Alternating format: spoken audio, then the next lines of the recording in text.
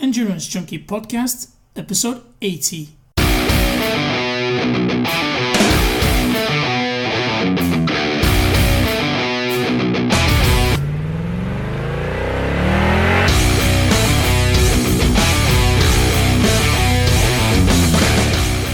Hey Junkies, what's up? Thanks for joining me on a new episode of the Endurance Junkie Podcast, the show where I will be interviewing some of the fastest, smartest, and most inspiring people active in the endurance world today. Now, if you like these little interviews and don't want to miss any future episodes, just head over to iTunes or Stitcher and subscribe to the show. And while you're there, I would also appreciate a rating and a review, as it's one of the best ways for potential new listeners to find us. So it's really important, and I appreciate everyone who has done so far. Feel free to also visit the website, junkiepodcast.com, for the complete archives and show notes. And there's a contact section at the bottom, so feel free to send me your comments or suggestions for possible future guests. I would really love to hear from you guys. Right, today's show. Bradley Weiss is a pro triathlete from Stellenbosch, South Africa, who specializes in off-road exterior racing. Brad started his triathlon career at the tender age of 19 and knew he had a lot of catching up to do if he wanted to be competitive. After a couple of years, his continuous progression in the sport allowed him to take a more professional approach, quit his job as an accountant, and become a professional athlete. At this year's Xterra World Championship race in Maui, Brad was able to hold off defending champion Mauricio Mendez to take the World Championship title. Hi Brad, thanks for coming on the show, and congrats with the win in Maui and the World Championship title. Has it all sunk in yet? Yeah, thanks so much, Peter. Thank you for having me on the show. It's been a bit of a whirlwind since winning, but very, very positive and a good experience, I guess. It was definitely not expected. You train for these things and you sort of prepare to win, but when it actually comes off, it's a little bit of a surreal experience. It's slowly but surely sinking in. I think sort of the initial hype is a little bit overwhelming, and then when you get home and you settle down and you reconnect with friends and family back home and start thinking a little bit about the whole process involved, and I guess realizing what you've accomplished, it's pretty special experience, and just trying to sort of just take it all in and just enjoy it for what it is. It has been a long time coming, and been a professional now for 5 years. Something I've been working towards for obviously many years, but to actually see it come full circle and eventually tick that box, which many professional triathletes will never get to win a world title within their specific sport or within the format of triathlon that they've chosen. So to get it done and to go down in those record books is really special, and something I'm trying to embrace fully. Yeah, it must be cool to be able to put the world champion on your business card. Let's backtrack a bit and tell us a bit about yourself and your sporting background growing up in South Africa and how you ended up in triathlon. Yeah, so obviously growing up in South Africa, it's a little bit of a different.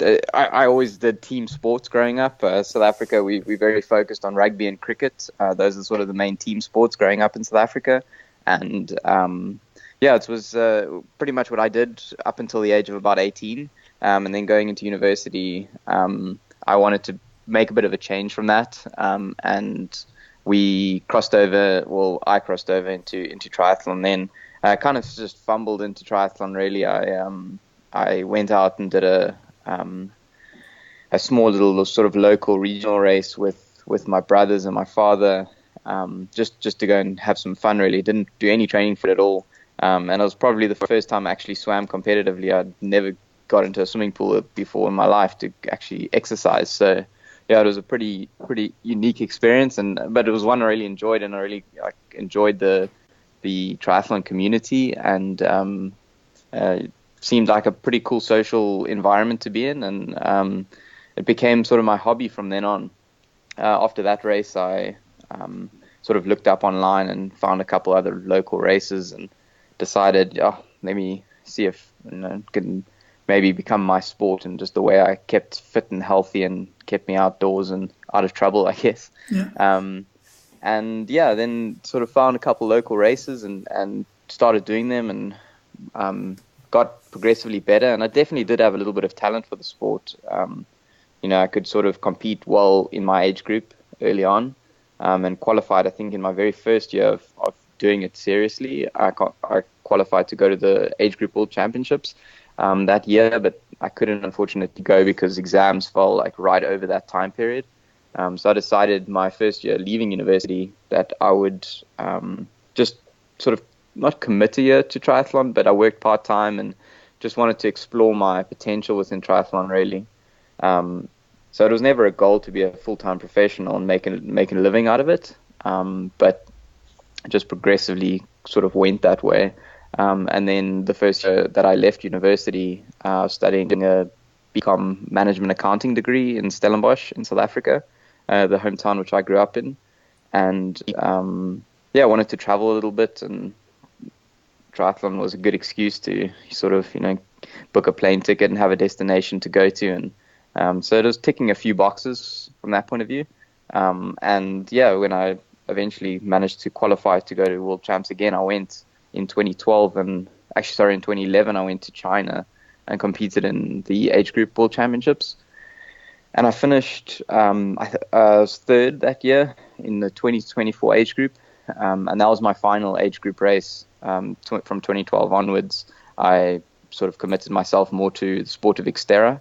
In South Africa, we host the biggest Xterra globally in a town called Groepo, which is just a 40-minute drive from my house in South Africa.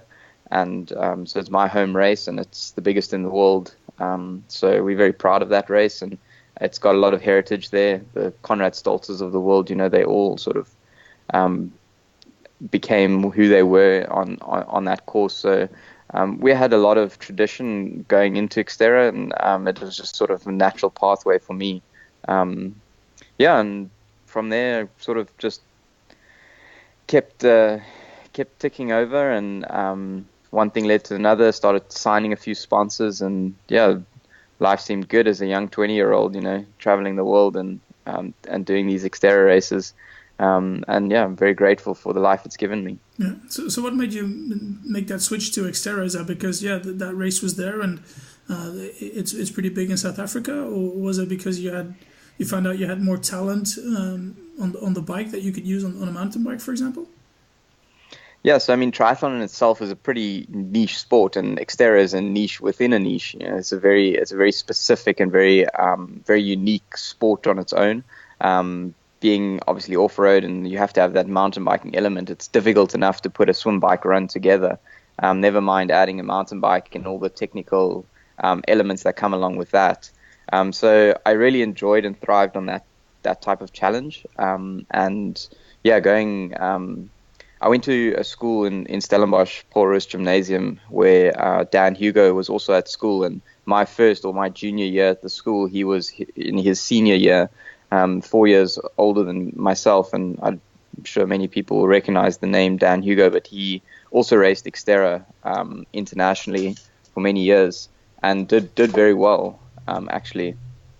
He was sort of like the leading role model for myself, and he introduced me to the sport. And although he didn't know me personally, I kept an eye on him after school, and he was living this glamorous lifestyle of traveling the world and doing these Xterra races. So I definitely was very aware of the sport, but I wasn't actually competing myself during high school, and only sort of came into it after high school. And then once I sort of found my passion for triathlon, it was just natural to head in that Xterra direction. And I really enjoyed the mountain biking element of it.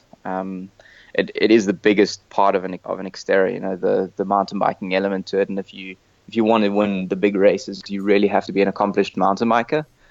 Swimming and running is, of course, very important as well, but ultimately you really need to have an aptitude towards mountain biking, and I seem to have that. And with lots of direction from Dan and many others, I managed to sort of slowly but surely progress in the three sports, but as I say, mainly in that mountain biking element, and which kind of led me towards that World Championship title. And is the lifestyle as glamorous as you thought it was when you saw Dan Hugo's lifestyle at the time?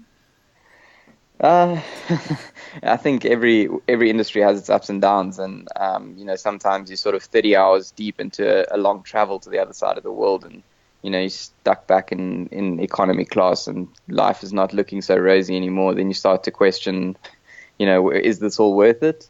Especially if the racing is not going particularly well, and I think every professional will have that time during their career where things are not going your way, but whether that's injury or just sort of not going right in training, and all your training is just not translating over into good racing. And sometimes you feel like you put together the best block of training of your life, and go into a race and it just all comes apart, whether that getting sick into the lead into the race, or just really struggling to translate the good racing form or good training form into a good race. It's quite it's such a fine balance and every athlete's different. Everyone needs to sort of use their own strengths and weaknesses, and hopefully figure out what works for them. And I think I have sort of found that perfect balance. I'm someone who needs a lot of balance in my life, and I think our years of making many mistakes and learning from those like Conrad Stoltz and Dan Hugo, who had sort of made all the mistakes before me. They could sort of say, do this, don't do that. And I was a bit of a sponge in my early years and just try to soak in as much information as I could possibly take on board, and just try to learn from the process. But coming back to the original question, whether it's as glamorous as it is, sometimes it is, and winning an Xterra World title is certainly a pretty awesome experience, and one only few people get to experience. So that's certainly it is as glamorous as it seems then, but no, not 24/7, 365 days a year. There's definitely some pretty tough moments, and when it's raining and cold and miserable outside, and you'd happily just sit inside behind a computer and tap away, and unfortunately that's not part of the job description. Sometimes you just have to get out there and get the hard work done. But it's a side of the sport that I do enjoy as well.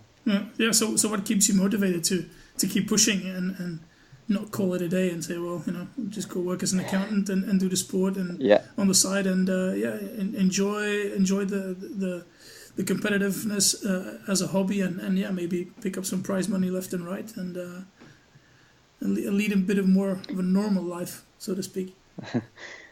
Yeah, I mean, obviously studied a pretty challenging and demanding degree, and really enjoyed it and thrived in that environment, and fully expected to go into that industry, into sort of an accounting or finance industry after university, and just had this other sort of life that I was living at the same time, and had a really big passion for. And my first year out of university, I did work part-time, and I was just, as you do, sort of found a bike shop who needed a bit of help in the accounting side, but also had the opportunity to work in the workshop and work on my own bikes and just learn a little bit more about the cycling industry. A pretty good friend of mine growing up, and he helped me a lot. William Keith, he owns a bike shop in Somerset West in South Africa, and he was sort of guiding light, and he allowed me to have this sort of part-time job where I could work half days and train half days, but at the same time learn a lot about just cycling in general, and all the components that go into cycling. And he was always a big believer that whether you're Chris Froome or just racing on your local mountain biking circuit, you should be able to repair or at least understand the mechanics of any bicycle. So that really was a great stepping stone for me into the sport. But at the same time, it was very tempting just to step away from sport and completely and just go and follow along with many of the people and friends that I studied with. Some furthered their studies, and others went out and got themselves a job and started growing their careers. And I was in Lycra running around trying to get fit. So sometimes it didn't make a whole lot of sense, but definitely what drives me from a sporting point of view is just trying to achieve those personal goals, and the bigger races really excite me and give me the motivation I don't fill my year much with smaller races. I focus on the big important races throughout the year, and really try and excel at those ones. I thrive racing against the best in the world, and I think that's definitely where I draw a lot of my motivation from. But in saying that, there's still many times where I questioned, am I doing the right thing here?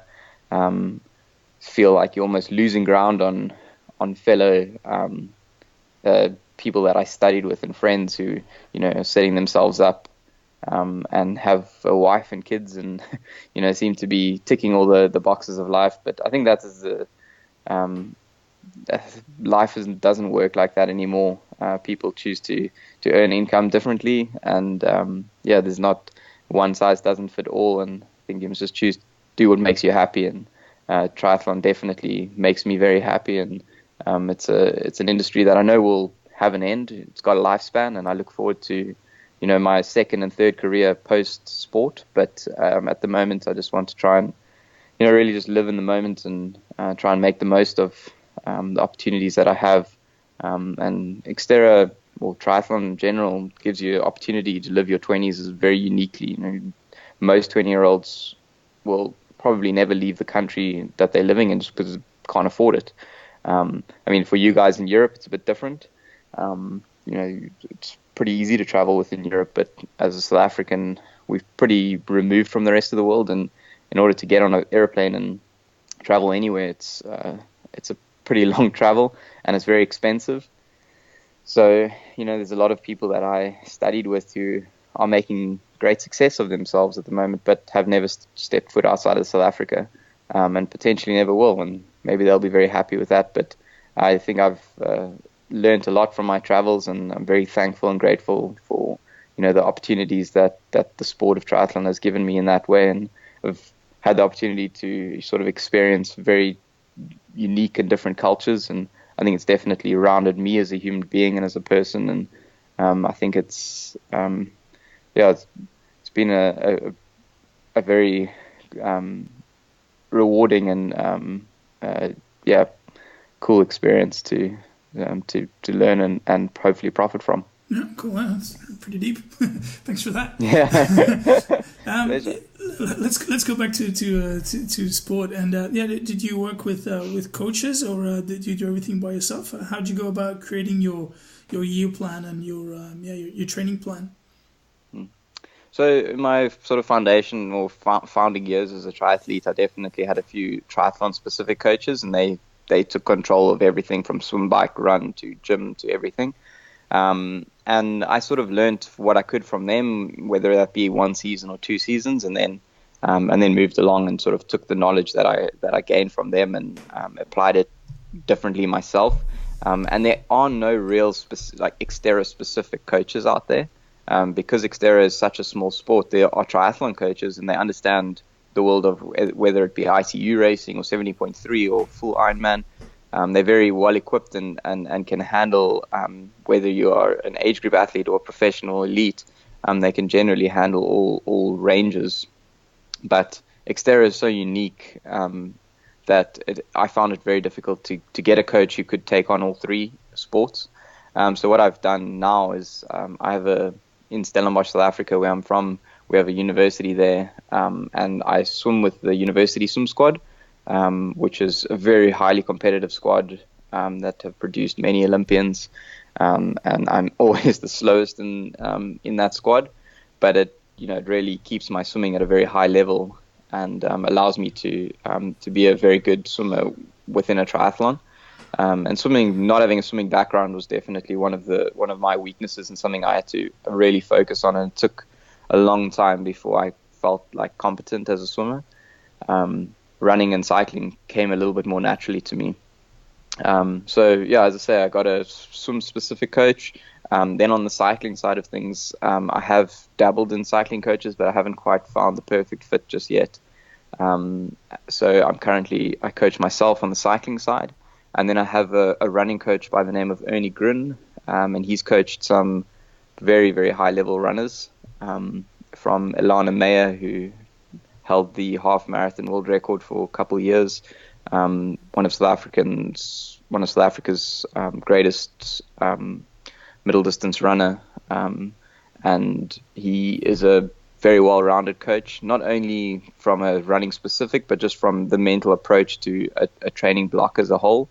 So although he just does the running coaching for me, he does sort of try and balance out everything, and we meet on a regular basis to just try and, discuss the year as a whole, and not only the season, but multiple seasons. And he was very influential in getting me to a point where I could race for that world title this year. So I do attribute a lot of my mental approach to training to him.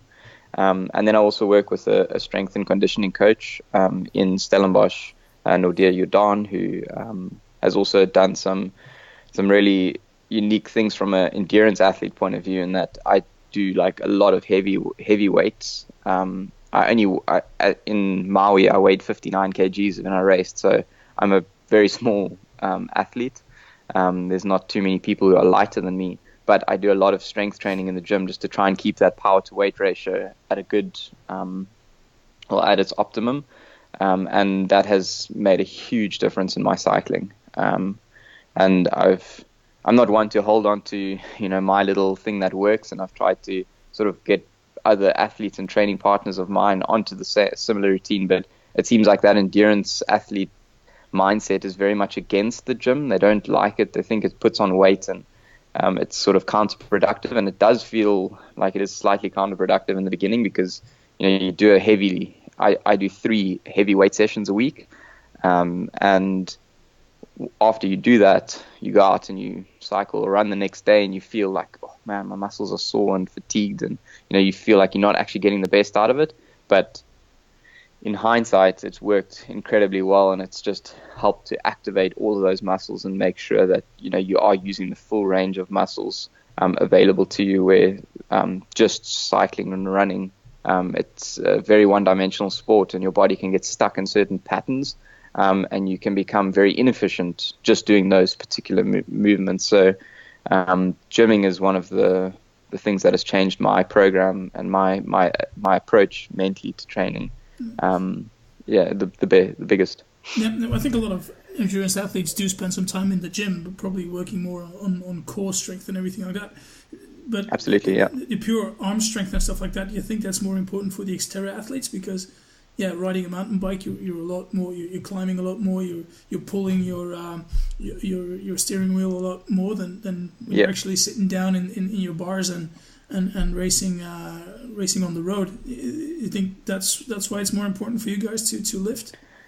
Potentially, yeah. I think it does play a bit of a role from upper body strength in any case. But our focus is definitely on squats, deadlifts, your classic pure strength movements within a gym, and the sort of magic number that you're working towards is a 2 to 1 ratio. So if you weigh 60 kgs, then your goal is for 1 rep max would be 120 kgs. So if you can deadlift 120 kgs and squat 120 kgs comfortably, then that your strength to weight ratio is at like your optimal. And I'm basically there now, but it's taken me maybe 2 years to get to that point where I can lift those weights comfortably. And it's just having that weight on your skeleton. It has a very big impact on your hormone levels. It releases a lot of testosterone when you're doing those types of movements, which of course helps a lot from a male point of view. But also just building strength and pure strength in the gym does translate really well into cycling and running. So yes, obviously doing upper body works like pull-ups and push-ups and all of that, which I do a fair amount of as well. It all helps, and it just allows you to sort of take a little bit more control over your bike, especially on the rougher courses where body strength does really come into it. You're not sitting on a time trial bike in a set position, just hammering away. So mountain biking is unique in that way, and I think being as strong as you possibly can while keeping that. You obviously have to keep your weight down as an endurance athlete. That's the goal, is to be strong but light. So that's kind of what we're going for. Okay, well, definitely got my work cut out for me. I think I can push 120 kg, but I should be able to push 180 then. So I've got some work. Yeah, I mean that's sort of that 2-to-1 ratio. You don't have to get there at any well, stage. I'm not a world-class athlete. You know that's kind of the number that I've been trying to get to, and that's been my goal. But I'm still, still probably not quite there, but yeah, getting close. Yeah, cool stuff. Let's talk about Maui. What were your expectations going into that race? And in hindsight, was that for you what you could call a perfect day?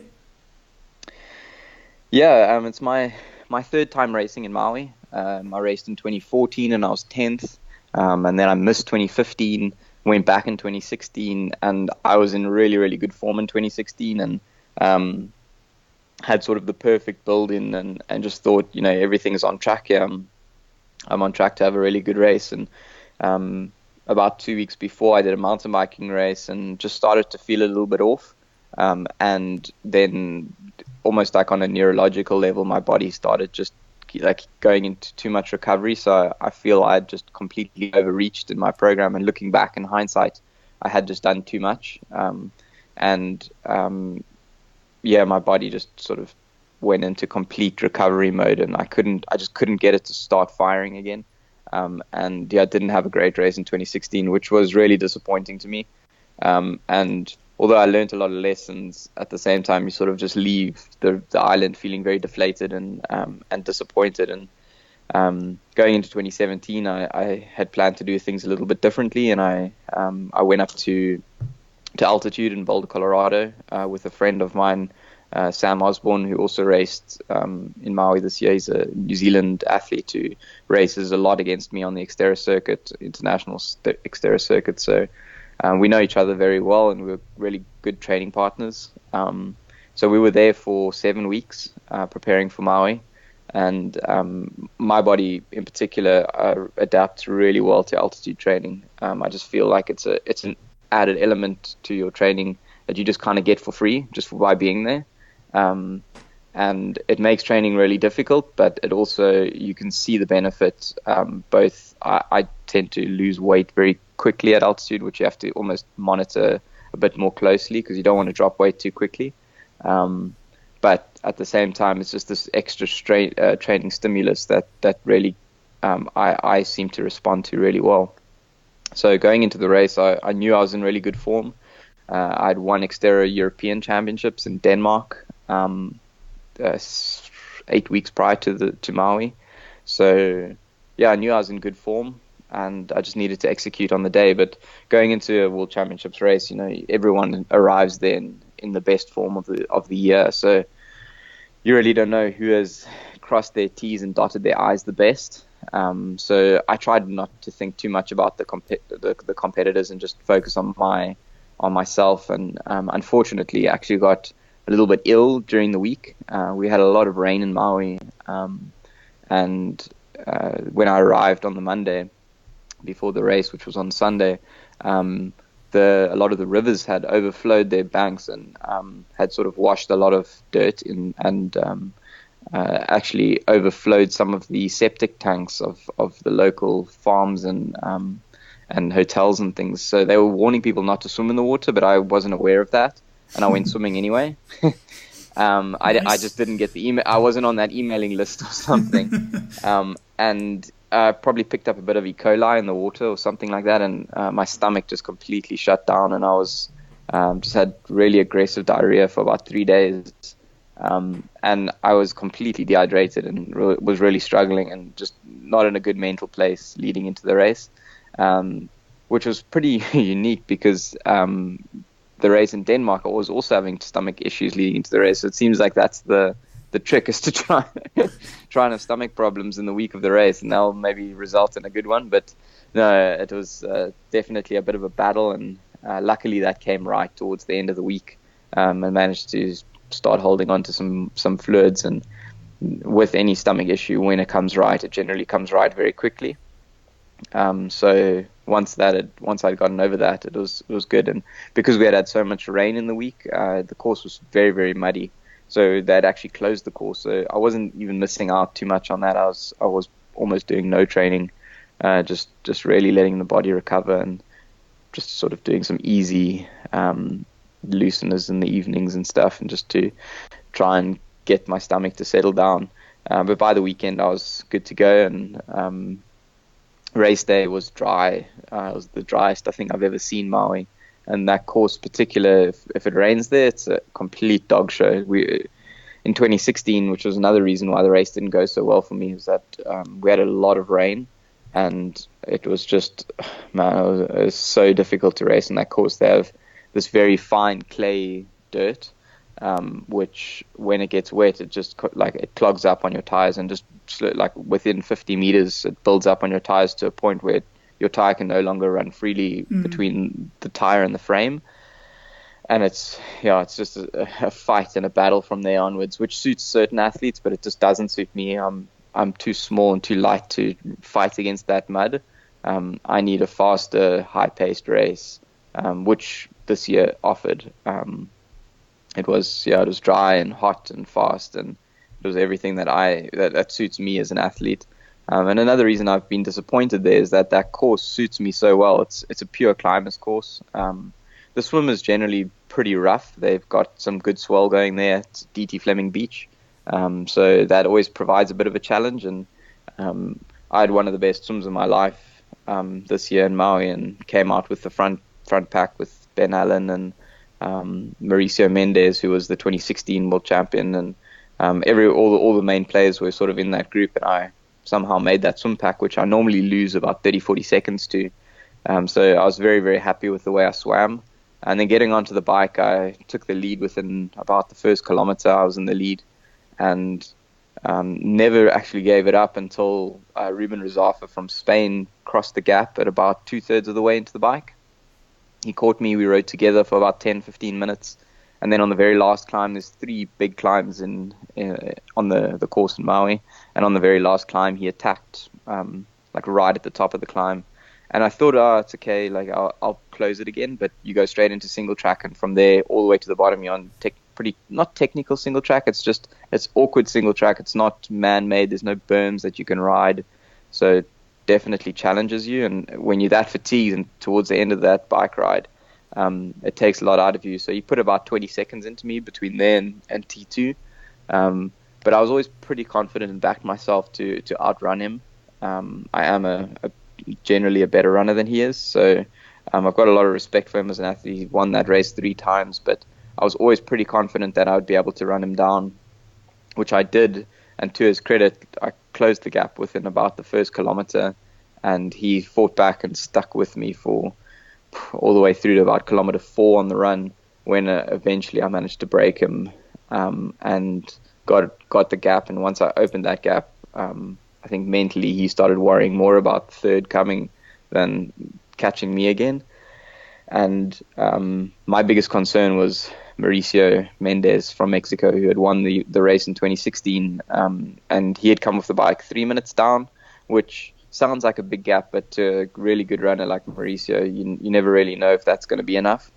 So I was kind of just running scared and just giving everything I had. And luckily I had Dan Hugo on the course, his fiancée Flora, who's won pretty much everything she's touched recently.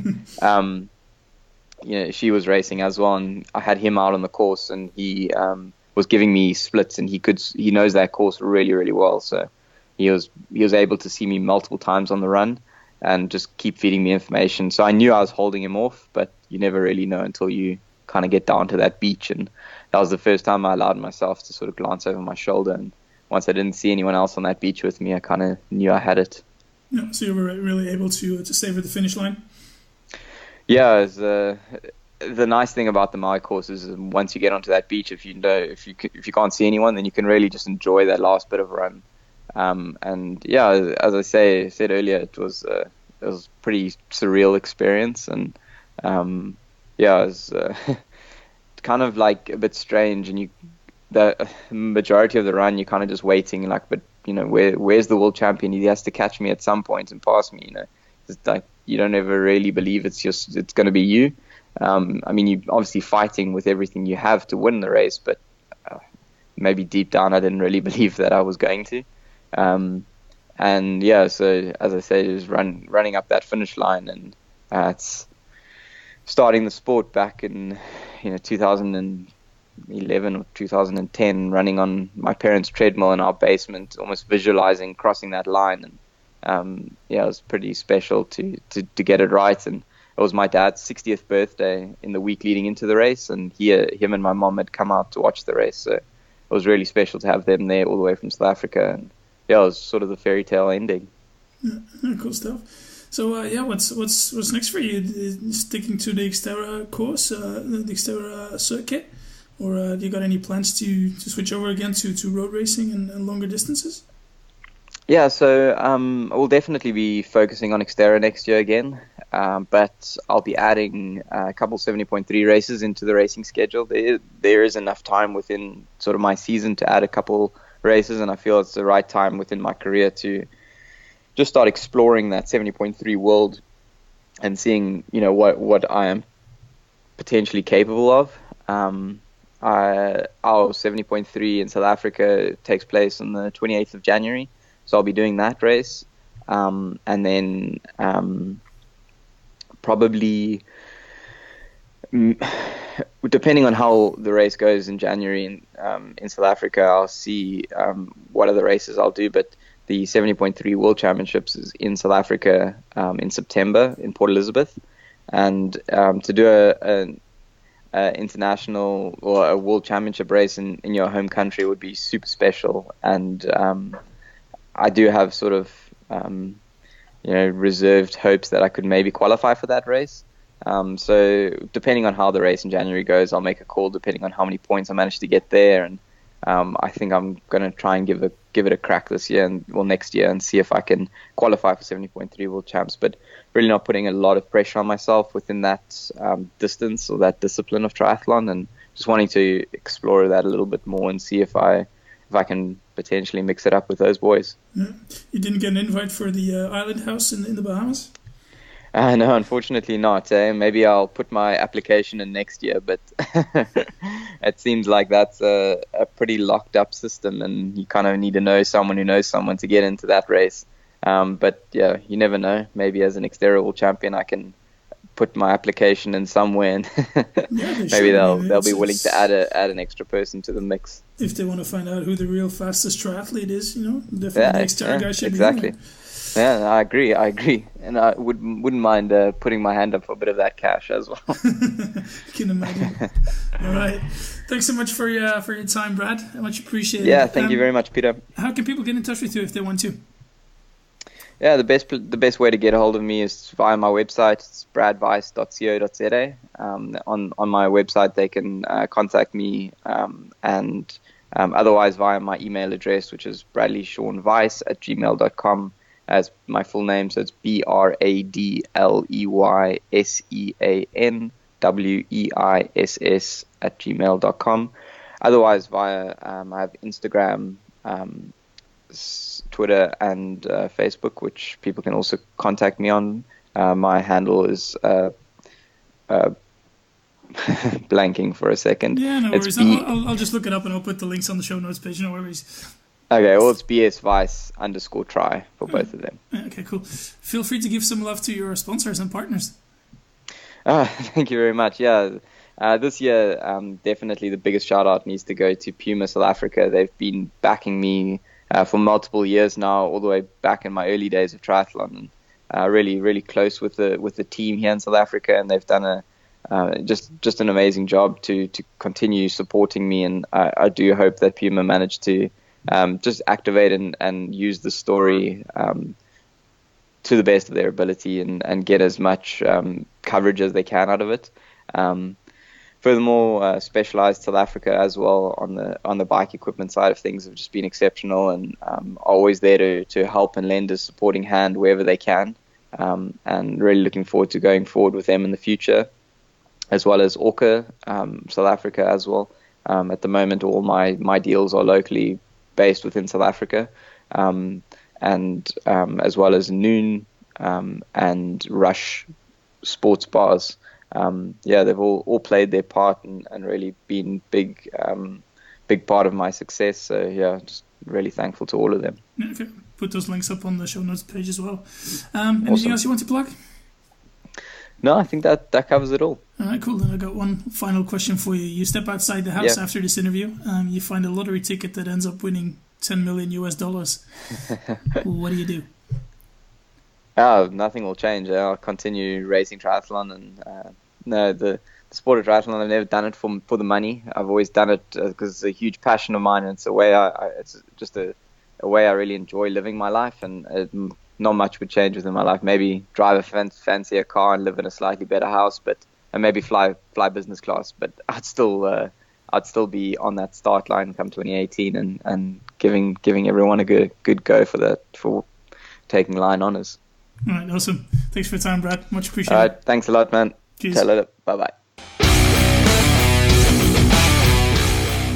Thanks, Junkies, for listening to this episode with Brad Weiss. It's always an honor to have a world champion come on the show, so I hope you guys enjoyed it as much as I did. All right, thanks again for listening, and I hope you'll join me next time for my chat with obstacle course racer and Spartan Pro Faye Stanning. Cheers.